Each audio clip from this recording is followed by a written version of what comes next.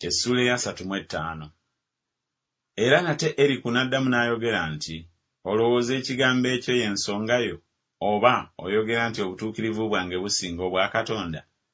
N'okwogera n'oyogera nti kiri kugasa ki, era nti ndifuna magoba ki ge ndiba nago okukira ge nandifunye singa nayonoona?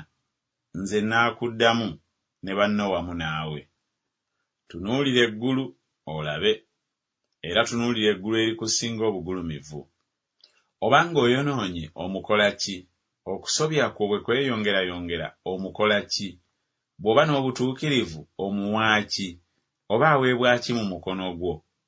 Obubi bwo buyinza okulumya omuntu nga ggwe bw'oli, n'obutuukirivu bwo buyinza okugasa omwana w'omuntu. Olw'okujoogebwa okungi ennyo bakaaba, bakuba enduulu bayambibwe olw'omukono ogw'ab'amaanyi. Naye tewali ayogera nti, Katonda omutonzi wange ali ludda wa? Awa ennyimba ekiro, atuyigiriza okusinga ensolo ez'oku nsi, era atuwa amagezi okukira ennyonyi ez'omu bbanga. Bakaabira eyo, naye tewali addamu olw'amalala ag'abantu ababi. Mazima Katonda taawulira ebigambo ebitaliimu, so n'omuyinza w'ebintu byonna tasseeyo mwoyo. Kale aliwulira atya bw'oyogera nti tomulaba? Ensonga eri mu maaso ge, naawe omulindirira?